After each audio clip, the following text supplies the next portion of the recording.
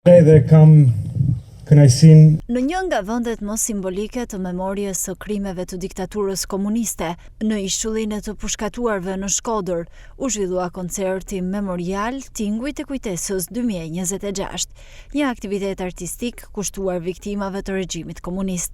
Përmes muzikës dhe artit, koncerti solli një homazh për dhjetra të ekzekutuarit politik, duke përcjellë mesazhe kujtese, reflektimi dhe lirie. Aktiviteti mblodhi artistë dhe qytetarë, të cilët përmes interpretimeve muzikore rikthyen vëmendjen te një prej plagëve më të dhimbshme të historisë shqiptare.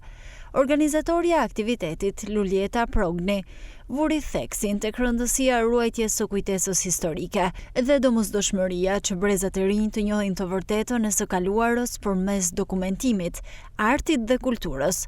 Sipas saj, në çdo familje shkodrane mbijetojnë vlerat e artit dhe lirisë, të cilat diktatura nuk arriti t'i zhduk. Ky është edicioni 5 i Tingujve të Kujtesës, që i kushtohet artistëve edhe shkrimtarëve që kanë vuajtur në diktaturë, të dënuar edhe të pushkatuar. Pak metra përtej e kemi një vend të shenjtë për të gjithë ne që e kemi këtë kavës, po mendoj edhe më gjerë, që është një vend ku mendohet se janë të zhdukurit në diktaturë, pra të vrarë, eshtrat e cilëve ende nuk janë gjetur. E kemi zgjedhur këtë vend pranë Zallit Kirit për t'i kujtuar ata drejt për drejt, afër shpirtrave të tyre, aty ku ata kanë dhënë shpirt në dhunë, edhe është, domethënë, kurkush më bukur se sa artistët e Shkodrës nuk kishin për ta sjell kujtesën për ta.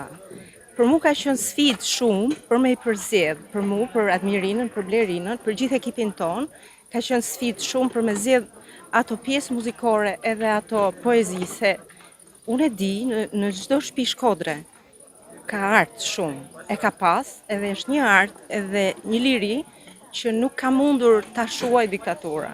E unë për këtë i falem Shkodrës gjithmonë. Artistët pjesëmarrës përcollën përmes performancave të tyre emocione dhimbjeje, por edhe mesazhe shprese, duke e kthyer koncertin në një moment reflektimi kolektiv mbi të kaluarën dhe përgjegjësinë për ta kujtuar atë. Pikërisht nga tematika e veçantë dhe nga ajo çfarë u mlodh nga frymëzimi atyre që na kanë lënë pasuri kaq të bukur, kaq të mrekullueshme, dhe jo vetëm të muzikës në art, kanë lënë gjithë secili prej tyre një pjesë të jetës së tyre, një pjesë që kalon për te emocioneve të momentit që mund të bëjmë muzikë gjithë secili prej nesh.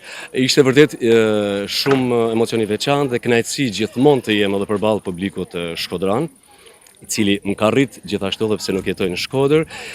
Do thosha diçka të mrekullueshme, ndoshta që duhet me reflektu dhe me mendu gjatë gjithë jetës gjithë secili prej nesh, sepse dikush mund të jetojnë shumë gjatë, por ajo që është më e rëndësishme është që ajo që mbetet për shumë gjatë. Gjithë cilin këto autor, këto artist, edhe pse në një jetë shumë të vështirë kanë lënë gjëra të mrekullueshme.